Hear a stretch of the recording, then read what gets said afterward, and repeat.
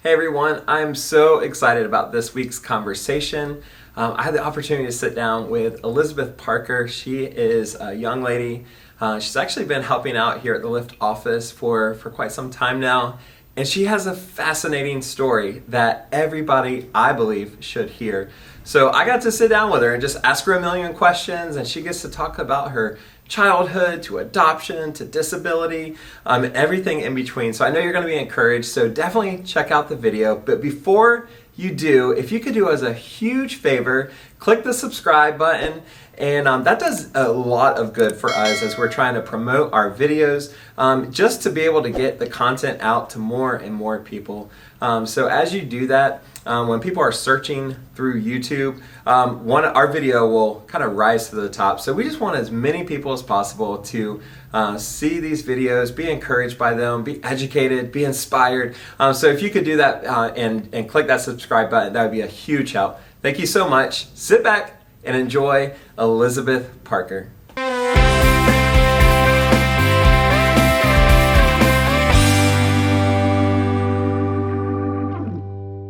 Well, we are here for another conversation with my friend Elizabeth Parker.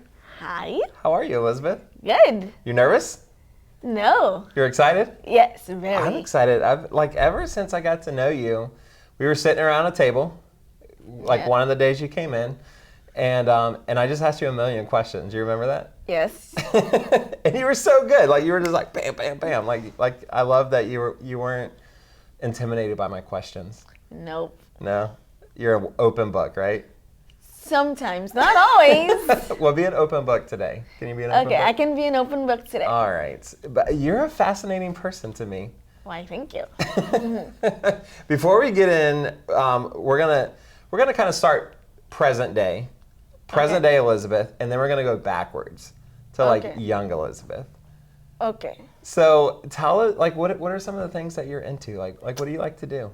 Well, I like to work out, like to horseback ride, like to spend time with friends and family. Yeah? Yep. What do you do, when you're hanging out with friends and family? What are some of the things you do? Go to the movies. Yeah? Yep. Go to their house, spend time with them. If they've got pets, we play with their pets. What about theme parks? I know you like theme parks. Yep. Yeah. Go to theme parks. Those are fun. You've been going to theme parks a lot lately. Yes, I have. What's your favorite theme park? Well, probably Busch Gardens. But I love their roller coasters. Do you ride roller coasters? Yes, I love roller coasters. Yeah, they got some crazy ones there. They do. They're a little scary. I'm not gonna lie. I can't get anybody to go on roller coasters with me. It's anybody want to go to the theme parks? Yeah. We can go ride roller coasters, but yeah. Do you ride by yourself, or do you just not go on them? Well, if I can get somebody to go with me, then yeah. But yeah, it's hard to go on a roller coaster by yourself. Yeah, it is. It's that looks so scary. I don't want to do that. Yeah, I don't blame you. It helps to have a buddy. Yes. I'm gonna do this. I'm scared, but at least I got somebody going with me. Yeah, I can lean on you, possibly. Right. Throw up on you. Exactly. Now, you said you like to work out, but I know you, and it's not just work out. You've taken your workouts to another level. You actually do it competitively, right? Yes. So, what do you what's your weightlifting career like? Well, what do you go to meets and stuff, right? Yes, I go to competitions. It seems like it's either every month or it's every 2 months, or it's it's when my coaches can schedule them. Yeah. So yeah, but workout is constant. It's you don't rest just because you don't have a competition, which I would love to do. I'd like you would love to rest. It's I don't have a competition, which means I can chill. No. You gotta work out. You gotta be ready. Yeah, it's workout literally every single day. Yeah. Or in my case, I work out 3 days a week. Okay. Which is plenty enough. So when you go to a meet, what's your competition? What do you compete in? Well, a competition is basically, depending on when you compete, you are there, say you lift at 8 o'clock, you're basically there from, I guess 7 to whenever. Yeah. But like, is it long? It's yeah, like it's an all-day thing. It's an all-day thing because, yeah. like I said, we have 3 events. We have deadlifting, we have bench, and we have squatting. Okay.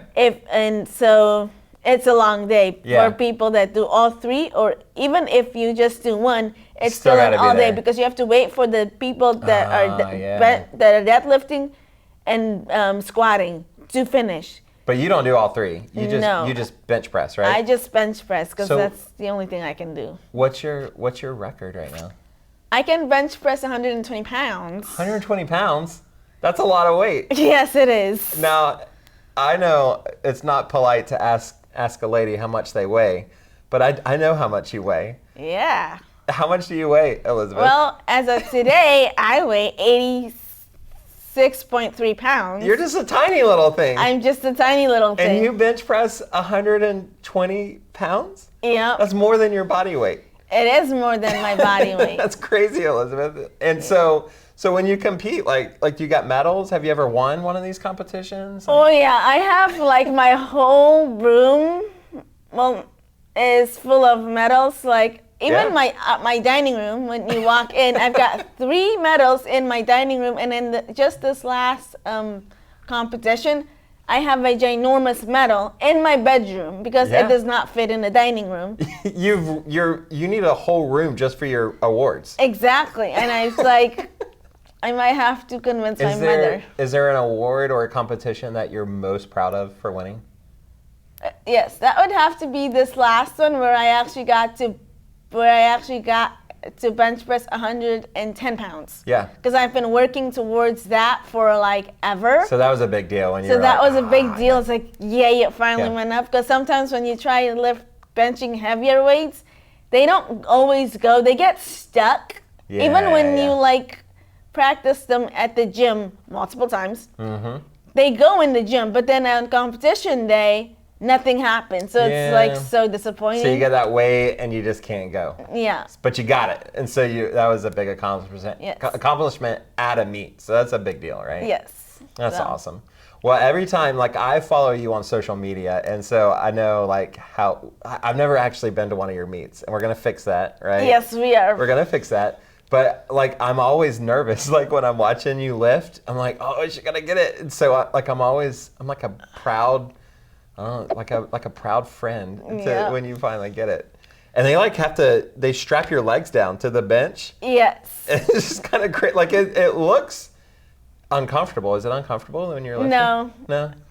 It's not uncomfortable. Do they strap you down so you don't do like a backflip when you No, try? they strap you down because so the rules for benching is your shoulders have to stay on the bench, your feet have to stay on the ground, they can't move. Okay. Your butt has to stay on the ground. Right, you can't lift it up. So yes, and so because if anything moves, that's an automatic Disqualified. Yeah, like the bench is not good at all. Okay. So that's why, since I can't really use my feet, they strap me down, so I don't Gotcha. have to worry about my feet moving or any of that. You can't be disqualified. Yeah, it's like here's an easy way, because like we've tried using my feet and like it doesn't really work that well. Because even if they like kick out, because sometimes they do kick out, it's a no lift. Right, even though you don't really have control over that. Yeah, and so you're just like, I'm just gonna fix this, strap me down. Yes.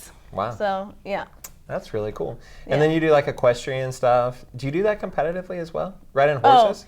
Yes, I do. I actually have a riding competition the same weekend I have the weightlifting competition. So it's like, So is your mom like is she just in charge of your schedule? Basically, yes. That's her full-time job, is to keep up with wherever you're competing in. Yes. That's really crazy. That's her full-time job. It's like, Mom, got a competition. And it's like, here, or there.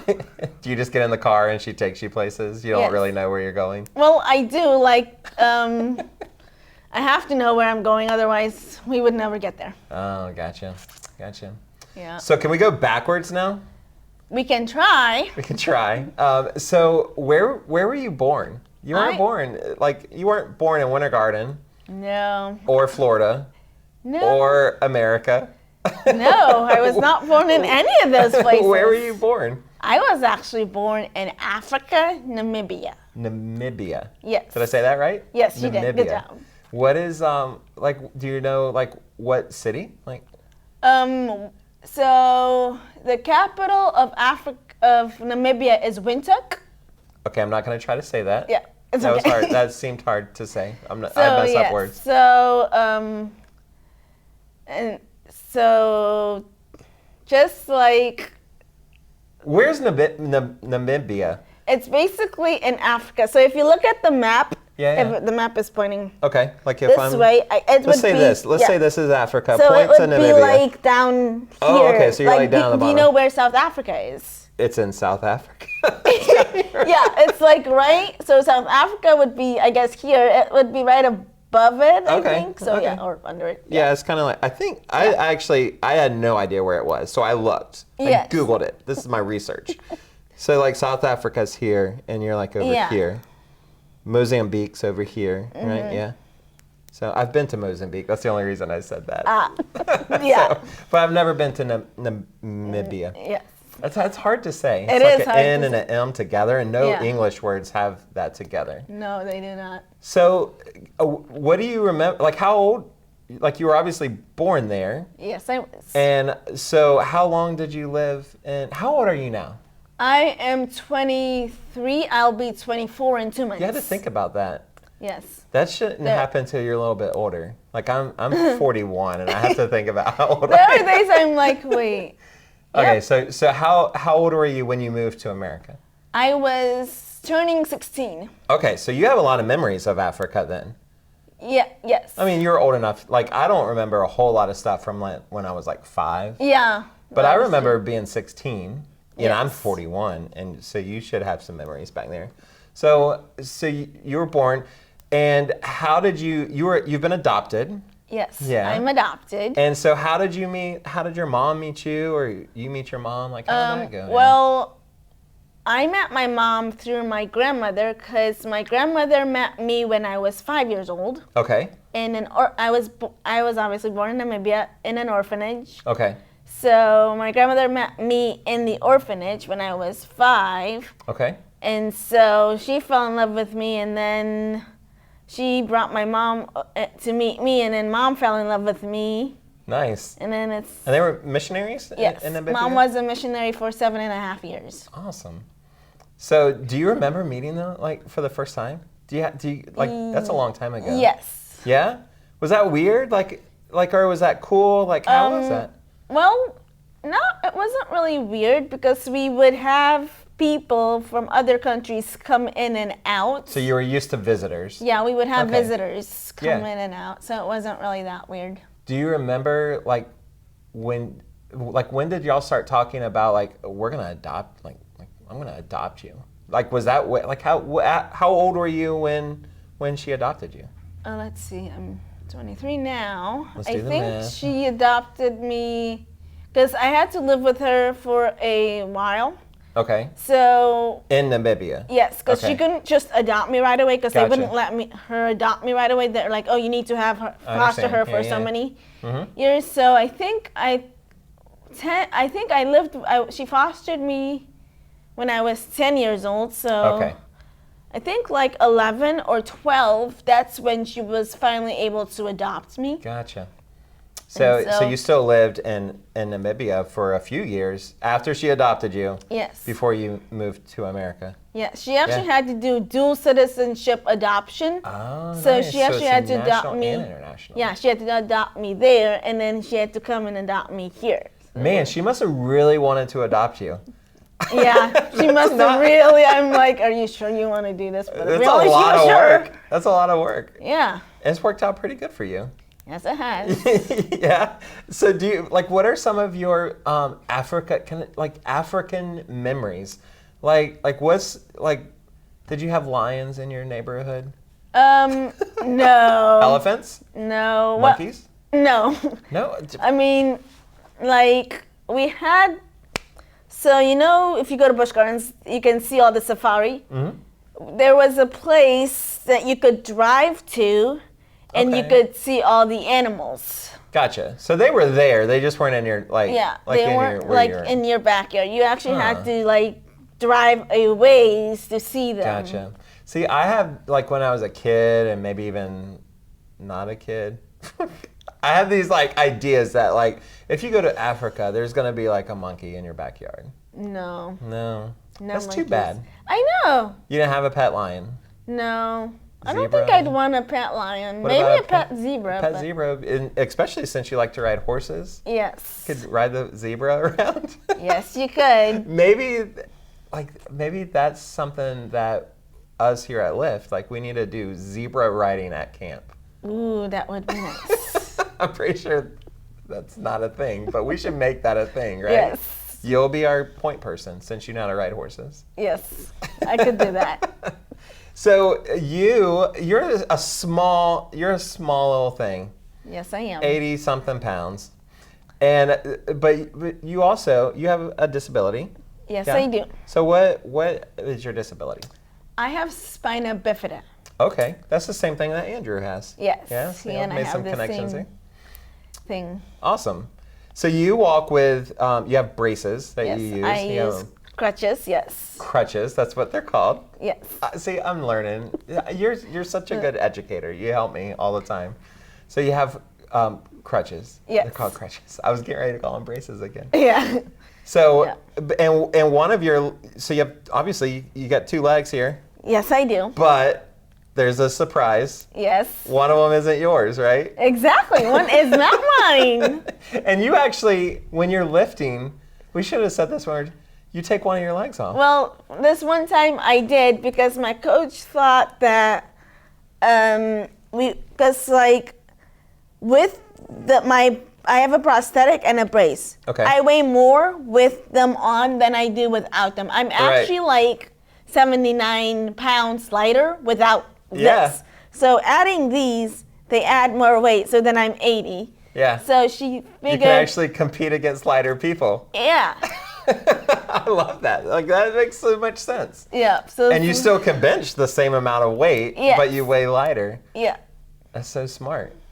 But you get around so well. Like I've never seen you not be able to do something because you have a prosthetic and you have these crutches. Like you have zero problems getting around. Yes. Have you always, do you ever, even in Africa, you had a prosthetic, yeah?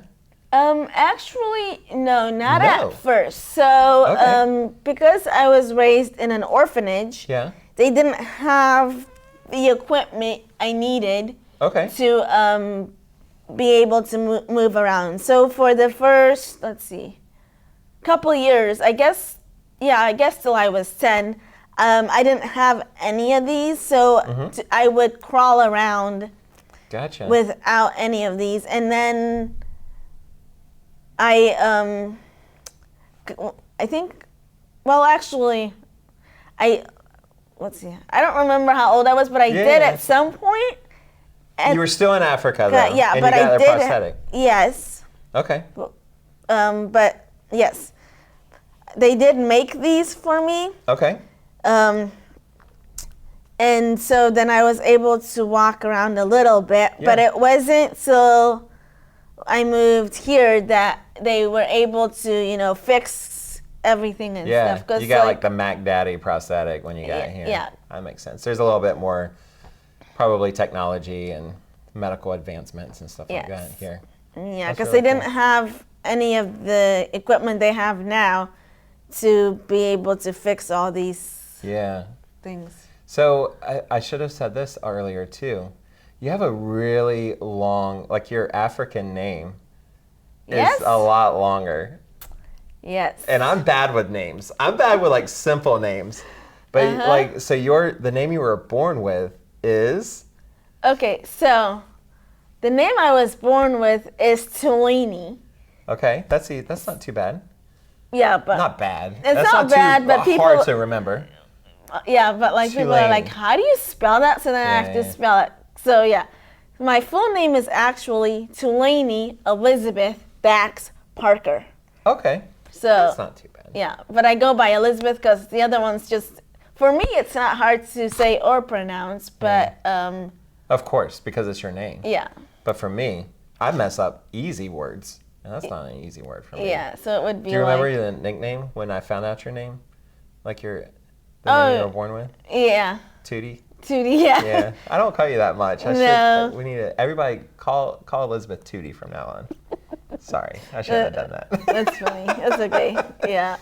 Do you remember, so you were 16 when you moved to America? Yep. So you remember that? Yeah, like 15, turning 16, because we moved the end of 2013. That must have been really crazy. Yeah. Like coming to a brand new country. There's America. There's not at all like Africa. No. Even though there wasn't monkeys in your backyard there's certainly not going to be monkeys in your backyard here. No. A lot of changes. Like what were some of the struggles in moving to America?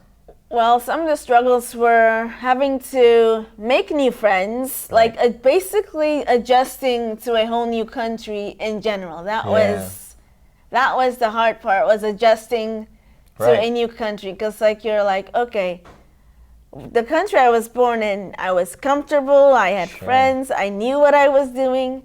You come to a different country and you're like, I have to start my whole life over again. Everything is different. Everything is different. You have to figure out what you're doing, how to do it, and I had to you have to, if you're starting school, it's like you have to repeat the same grade you just finished, which is annoying. It's like, I did this grade already, but I guess. Yeah, Islanda had to go through the same thing. Yeah, she's like, because she's very proud of like her education and like she's super smart. And so when she had to repeat the same grade, she's like, no.